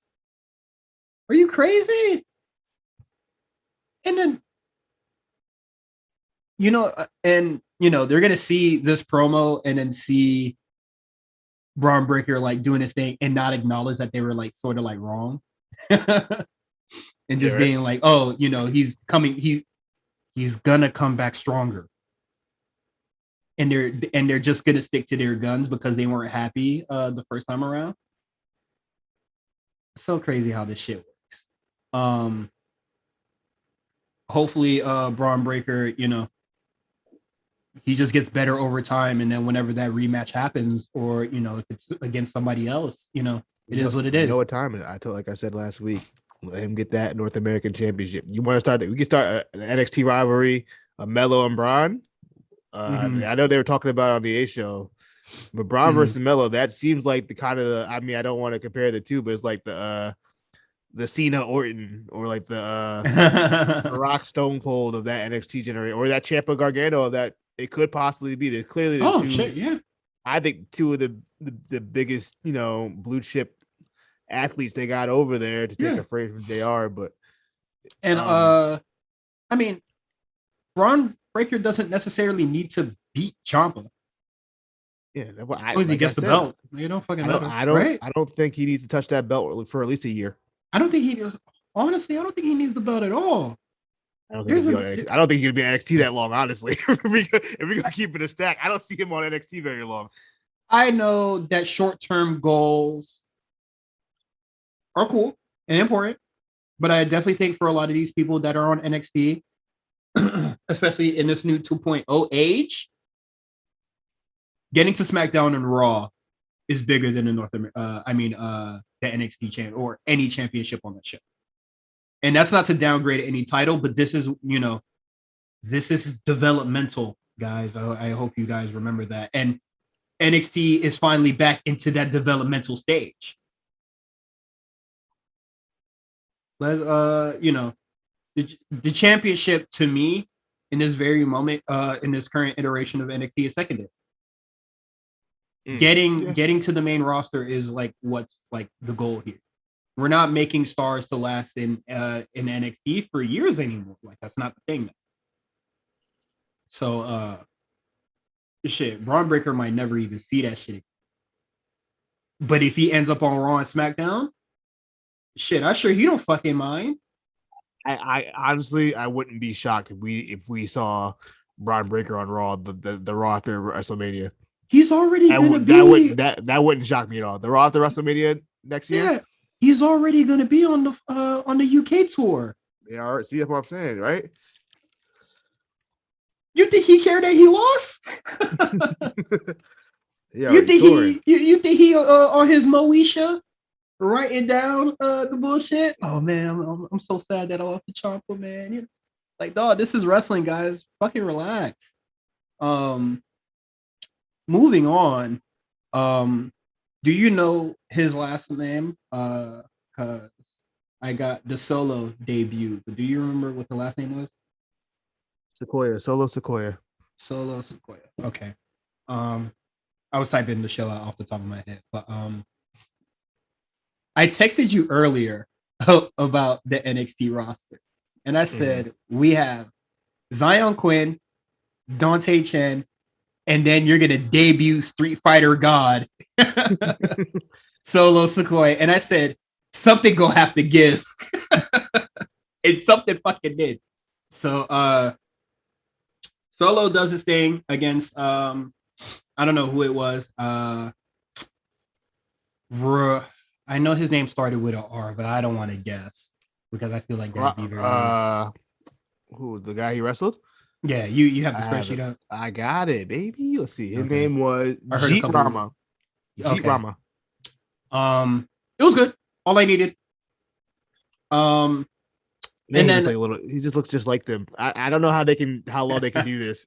They try to pretend like he's not involved with the same family. They try to think, he's from the street. His parents left him. I'm like, come on, dog. We know who his dad is. Look at that guy. We know who his dad is. They left him, bro. They left him. Trying to fool. They left him in MLW or the Indies all alone, bro. They said you're gonna have to eat. Don't they got another? Don't they got another fat two on the Indies right now? Oh yeah. I didn't really. I believe he's in MLW. I didn't know Rikishi had that many kids. You know how Samoans get down. What? Big family. Big family. A lot. Big boys.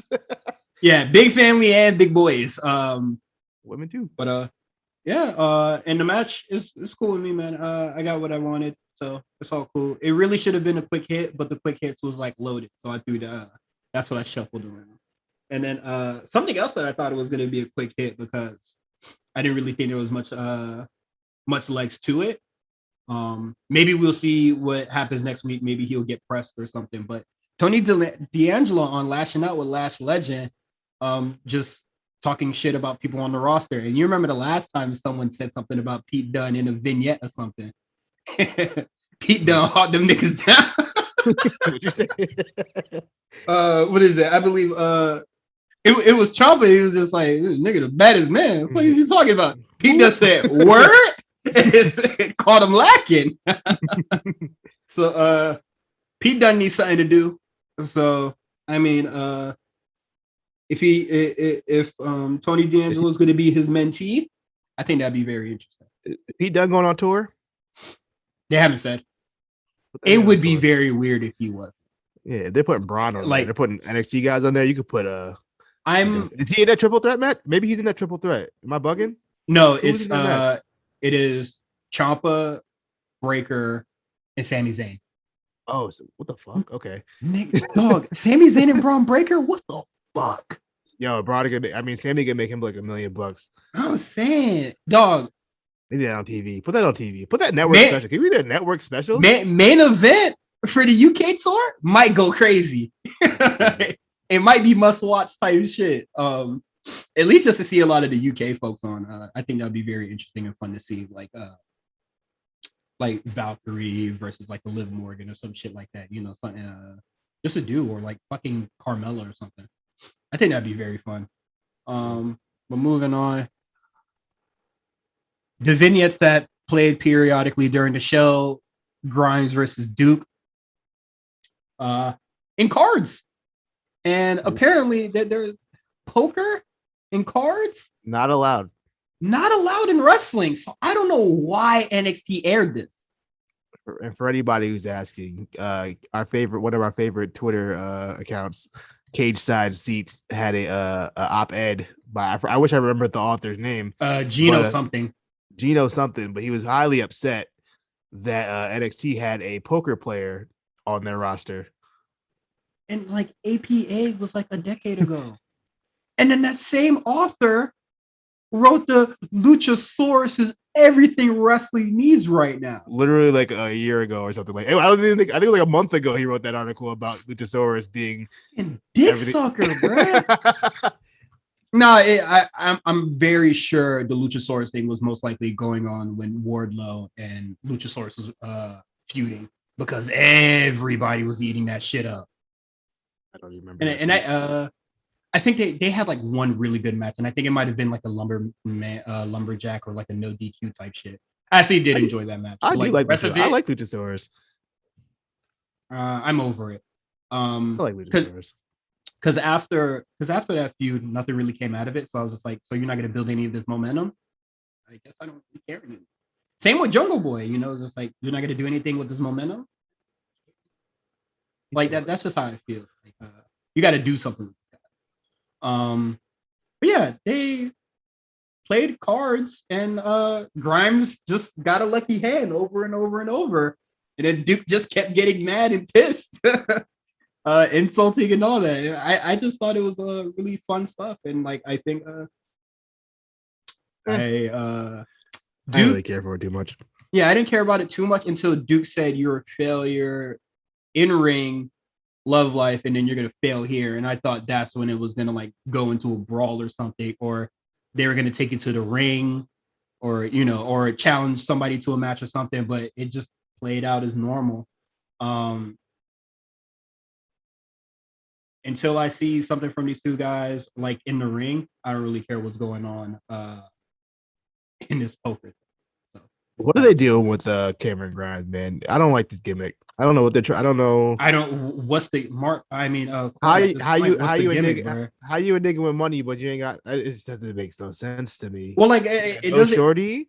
It doesn't seem like they're going with the Mr. No Bitches no more. It just seems like They got social anxiety. He's this guy. I don't like it. Like,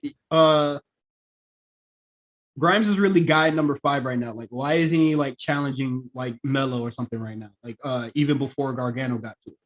I feel like they don't really know what to do with him right now. Yeah, and how same shit. How I feel about a lot of the AEW or a lot of stuff on AEW. Like, where's your championship aspirations? You don't want to go. Like, you gave back the $1 million shit. So don't you feel like you're wasting a little light? No, nah, man. He just works. He got the money. He got the bread. He's just doing it for fun. He doing it for the ladies. What ladies? Where? For the ladies. Like, damn. Can we get him interested like with any like woman on the roster, and maybe they try to do something with her, like a woman that's like prominent on the show? Who you want to see Cameron Grimes with? That's a very weird question, but I'll answer. I feel like he needs to be with somebody like another woman that is like lost on the roster. So I will say Frankie Monet. Is she kayfabe married? Shit, they don't. I'm just saying the storyline. I mean, she doesn't have to do it. She can reject that nigga advances all he wants. That's true. I guess like it doesn't have to result in them. Like, it doesn't have to go the Indy and like Dexter thing. But if women is what he wants, and then a woman goes, I need a man with like aspirations or some shit. You feel me? I fuck with winners. And Grimes goes, motherfucker, I'm a winner. And then he started going crazy. Let's go. I feel like that's a lot more interesting than him playing poker, and it takes up goddamn, a total of like 8 minutes on the show. I guess. Is that not a lot more interesting than what we saw tonight? I'm gonna be honest, I didn't even watch. I like when the vignettes came out. I was looking at bets at that point. I wasn't even. Oh, you're doing your own goddamn gambling. All right. Christmas is coming up, man. Quan has a problem, guys. No, he's not. when I ask you to cash at me something, that's when I have a problem. When I start taking it from the Patreon budget, y'all wonder where the money went. Like, look. When Quan says, "Hey, yo, I think I need a new mic. I think I need a new mic," and then you pawn that mic off, bruh. Damn, my laptop just crashed, bro. I don't know what happened. It's crazy. What are we supposed to do? I think, what is it? Shit is gonna go downhill when you text me Christmas is ruined. When Christmas is ruined, that's when I'm really worried. But moving on to the main event, or just like on the top of the show, we have Tommaso Ciampa coming out, just kind of recapping Halloween Havoc, all great stuff. I hate the term, but it's the first one that came to my mind. Just a rah promo, just gassing up, a lot of the good work that people did on NXT Halloween Havoc. I'm not really mad at it. And then Ciampa calls himself the god of NXT, and I was just like, "You're wildin', bro."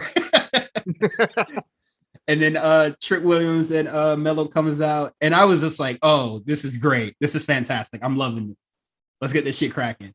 And they just kind of have a promo battle, and I think Melo and Trick, I feel like they really held their own, and then Ciampa really barred him up. It was kind of they held their own, like Ciampa ain't no slouch on that mic. He's not, but they threw some good hits in, but Ciampa won that by my judge decision. And then he lays out Trick, and I'm just like, oh, why didn't y'all guys like hit him back or anything? But then I realized the main event is them in a tag match. I forgot it was them. I thought it was gonna be like a singles between like Mello and Loomis or some shit. Yeah. No, so I wish they would have slugged off on them. Well, you know what? I wish Ciampa didn't hit him because they look like hoes not retaliating. They do look like some hoes. I thought the same thing. Shit, we all thought it. But it's okay because the end of the show. Yeah, they ended the show. They were in the main event. They had a fantastic main event. Everybody involved, even Trick. I think,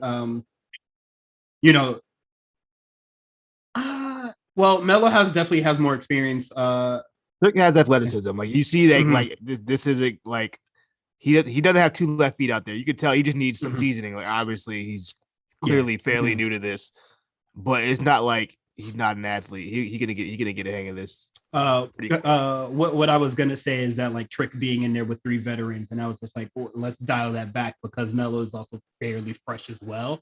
But how many years has he been wrestling? Do you know? I don't know, but I really just meant on the NXT front. Oh yeah, okay.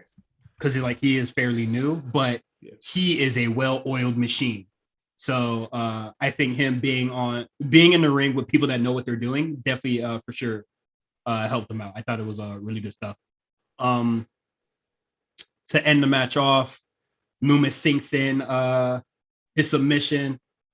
Johnny Gargano distracts the ref, and then Trick Williams hit him with the big boot. not Loomis' ass out. He do got a long ass foot too. See how big that shoe was? Yeah, the KD feet. Crack this shit. And then Mello came in with the leg drop and pinned Loomis. And my thing is that did people forget Trick was heel, bro? My man is not the baby face here. Why were people upset that he cheated to win?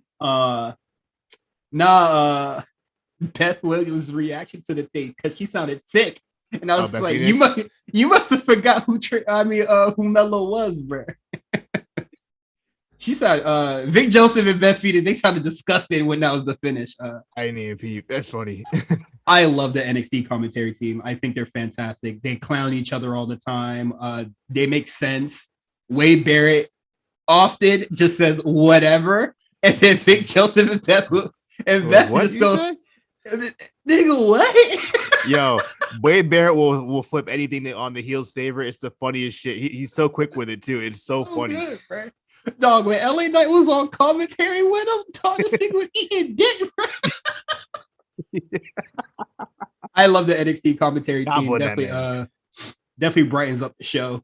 And now we can get into the massive quick hits because there's so many goddamn vignettes. But gonna be quick. We got Kaylee Ray once again going. Motherfucker, I'm about to get out there. You know what I mean? And then this week she wasn't out there. So what the fuck is going on? She's coming next week. They announced it. She's wrestling next week. So I'm thinking, after Io Shirai, honestly, I don't want Kaylee Ray to be next because I do see Mandy holding it for quite some time. Are you? Because I think I'm thinking, I don't know. Because we don't know how War Games is going to play out. But if they even having War Game, we don't even know they're War Game. Exactly. So I'm thinking if War Games happens, then like Finn Balor said, team sports is going to be in full effect. So I could see, Mandy basically has like free reign, like that's just free days off the shit. If they even do a women's War Games, but she has like free reign off the shit, and then nothing happens during fucking December, so that's like free reign as well. And then I guess they do something. No, that's not true. Because didn't Rhea beat Shayna Baszler for the belt in December? I could have. That was in December. That was like the last. I think it was the last episode of NXT that year. Oh, okay. Oh, yeah. So it could just happen on TV. But I would see them just throwing Mandy and Kaylee Ray on TV. Why not? I mean, yeah. I honestly can't think of a reason why not. They gave us Braun Breaker and Ciampa on TV. I mean, but that was Halloween Havoc. I guess. They can't make some shit up. Throw a fucking Starcade. Dog. Starcade. They own the right to Starcade. They own the rights. But don't they use that for main roster? They do. I think they did like once for a house show. They did like Tennessee. No, because they do this. They do the house show in South Carolina, and then they headline that as Starcade. Yeah, I remember that. Okay. Oh, you just transferred over to NXT? Fuck it. That'd be hard. Hey, that shit gonna have Cody mad. He did. I don't even know Dusty had anything to do with that. I don't care. That motherfucker about to be sick, boy. Yeah. If they have a special show for New Year's, I'm down for it. Next vignette, we have Joe Gacy.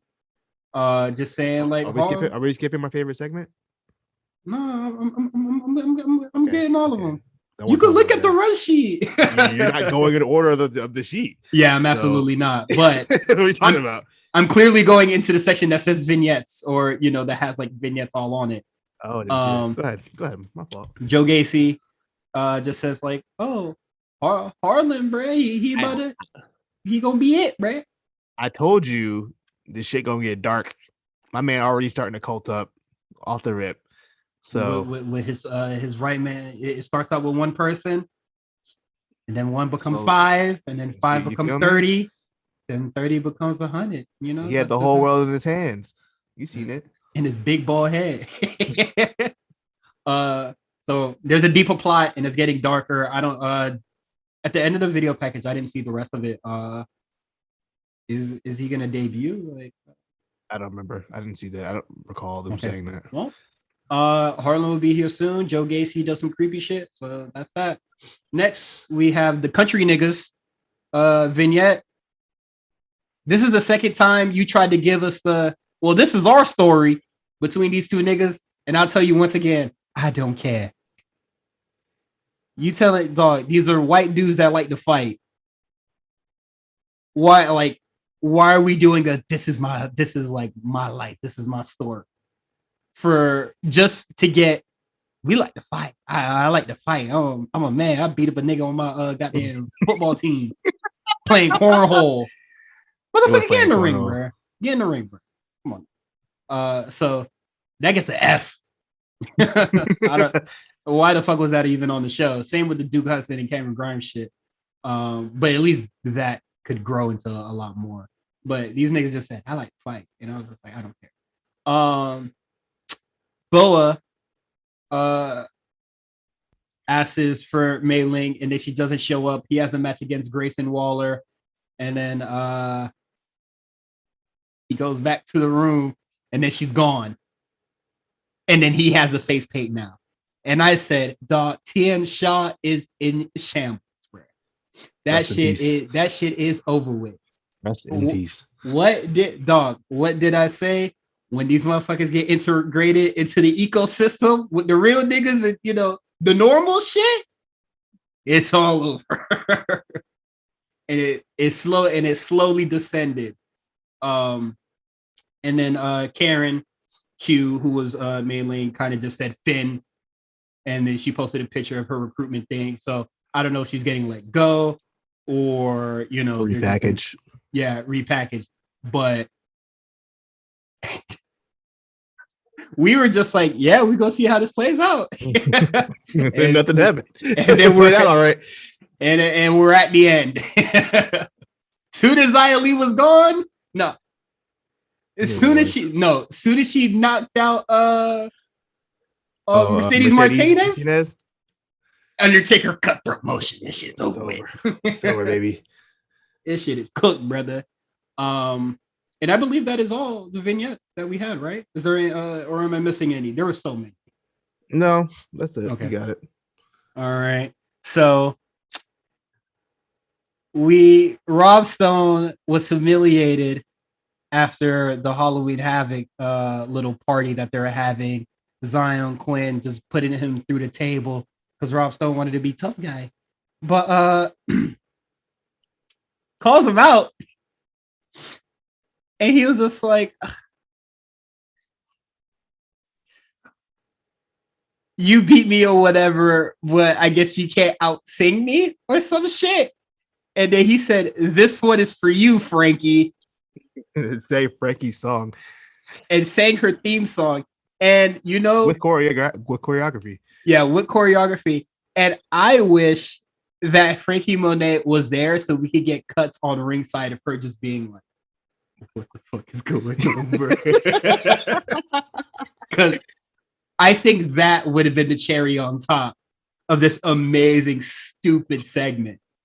Rob Stone, I mean, I never take him seriously, and I'm glad this wasn't a match because it was a match. The bell rang.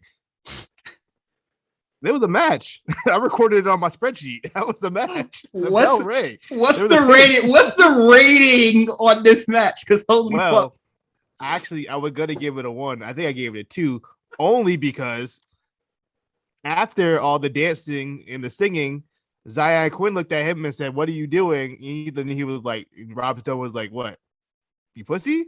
So Zion Quinn was like, "Okay. I guess we'll fight now." Yeah, he was just like, I guess we'll fight now. We ain't about to fight. I'm about to hit you some karaoke. Shawn Michaels music hits. My man Zion Quinn, I don't know where this came from. My man started gyrating like Bobby Shmurda out there. And I said, "Oh no!" And that tweet I said earlier. I mean, the text I said earlier. You cannot have Zion Quinn, Dante Chan, and Solo. You cannot have these niggas and then debut Street Fighter God, bro. my guy went from Street Thug to Magic Mike within 10 seconds. That shit caught me off guard. I ain't gonna lie to you. I was about to shit on the whole segment till that moment happened. I said, "Oh, this nigga bugging." That dog, when they did the I don't even know what to call it, bruh. When he lifted him up like a figure skater.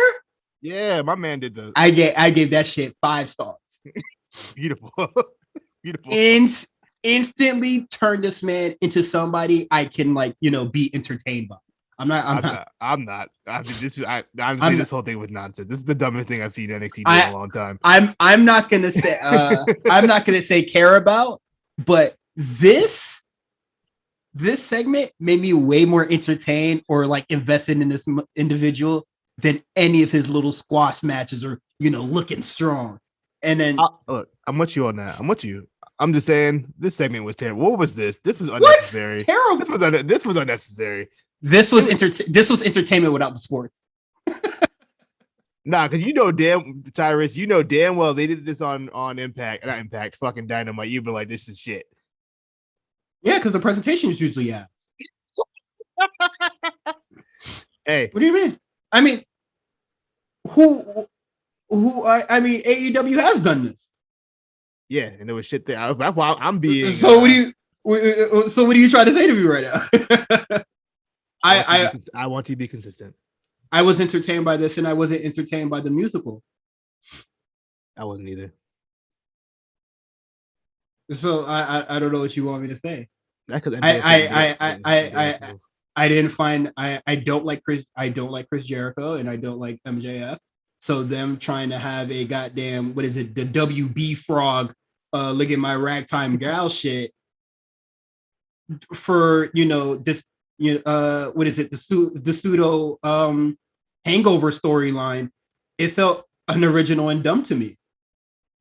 Here, this is something that NXT 2.0 has yet to do yet. It was nonsense. Yeah, it was bullshit. It was nonsense. Not the good kind either. No, this was bad. This was bad. I thought I was entertained. So if AEW did this with the Elite, it'd be ass. Because them niggas always corny. They turned Zion Quinn into somebody I was just like, oh, he's gonna squash a dude, into this is pretty fucking funny. I laughed at this. I don't laugh at any of the shit that the Elite do. I don't watch it, so I couldn't even laugh at it. I look at my phone usually. I'm not even talking about being the elite or when they come out here as dressed as Ghostbusters or the Space Jam bullshit that they do. It don't pop me. I pop for the Space Jam. I popped for the Space Jam thing until they started dribbling the ball, and I was like, "This nigga got no handles." And then they tried to do the indie taker, and then they missed the basket because they wanted to show off too goddamn much. It was embarrassing. And then they grabbed the ball and then dunked it and went and it was like it's not cool no more. So I'm not entertained by that, but I was entertained by this. So I don't really know what to tell you. Look at me, what you've been so. I laid it down clear and simple. It is what it is. You could try to label it as whatever you want. What I would label as unfortunate is this match: Von Wagner, Kyle O'Reilly versus Elgato del Fantasma. They finally got these two in the ring, and dog, I don't care, bro. Dog, I don't care, dog.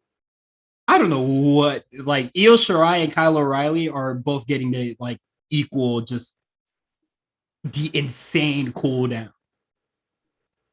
I don't really know what to even make of these two. Like, I don't want to see this play out.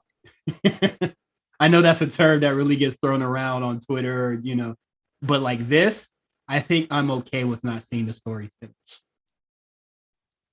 I don't know, man. I don't see what they see in Von Wagner. He must be doing something special backstage that we don't know about because he's not showing up on camera. I don't see where they get to see the potential. I know he's second generation and they like that, but nah. I'm sorry, this guy ain't it. I don't know. He had no presence. He's big. He's like if this was 2005. If this was 2005 and Von Wagner debuted on the main roster, I'm like, okay, I see where they're going with this. But this is 2021. This generic big white guy, I don't care. And they tried to give him some character by just showing him and Kyle O'Reilly fucking jogging with wood. Pause. Not really rocking with that. And then in the ring here, I was just like, dog, even Elgato del Fantasma can make you look cool or make you look impressive in the ring. This sucks. It really makes me wish that it was just like, like Kyle O'Reilly feuding with Santos, and then we could probably see something really cool there. But we stuck with Von Wagner. I don't see it, man. And excuse me. When I'm impressed, I'd say it. But we on week 6, 7.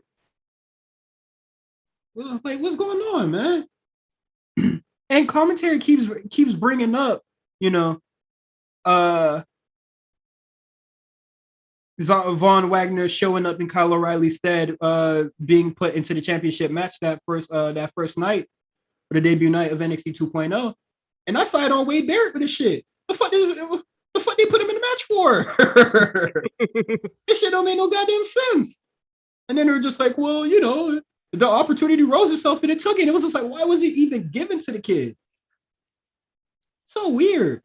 Yeah, man. I don't see it. I don't care about this match. And by proxy, I don't really care about Kyle O'Reilly. I'm good. I'm happy with. I've been off the Kyle O'Reilly train for a long time. Well before NXT 2.0.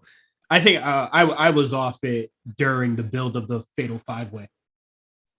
Yeah, the cool Kyle thing. He lost me at that a long time ago because he's not cool. Sorry, he's not cool. Hey, if it was Kyle O'Reilly and Rob Stone doing the sing along, I'd probably hate it. I probably shit all over that shit. Look, man, the way Zion was moving them hips, you can't deny it. You know what I mean? It was fire, bro. It was fire, bro. Hey, was moving. NXT saw that they were just like, fuck, we got 3 Street Fighter niggas. Someone got to change. Something had to change. And Dante Chen's fine because he could just end up on 205 Live every now and then. I don't think you're gonna get much TV time on the main show. He's gonna be 205 Live guy, so he could be Street Fighter nigga all you want. But Zion Quinn, he had to change it up. But shit, I guess that's it for NXT. We already talked about I don't know why I put it here twice, but Boa and Grayson had a match and then LA Knight interfered. And I guess Grayson is gonna be the mentee for LA Knight, which I think is fine and cool. And that is it for NXT, unless you could think of anything. Is there anything that was missed? I think we fully covered NXT this week. We went kind of long for him. I ain't gonna lie to you. Fully covered, and we're going to be covering NXT a little bit more in our Patreon segment.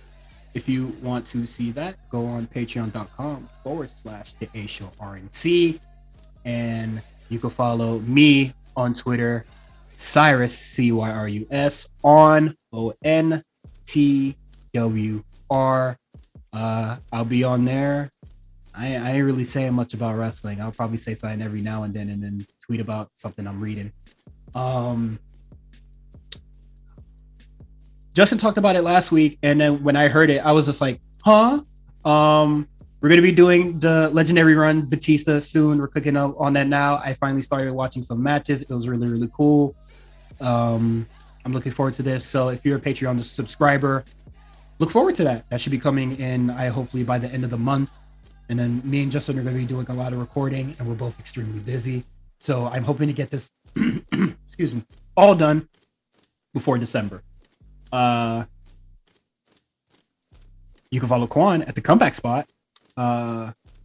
It's spelled how it sounds, and then you can follow the A Show RNC account at the A Show RNC just to keep up with the latest and greatest with the Kings of Pro Wrestling podcast and what we do here on the War Report, the Rewriters Room. Neil said that he might do a special Invasion Diaries covering something in 2001.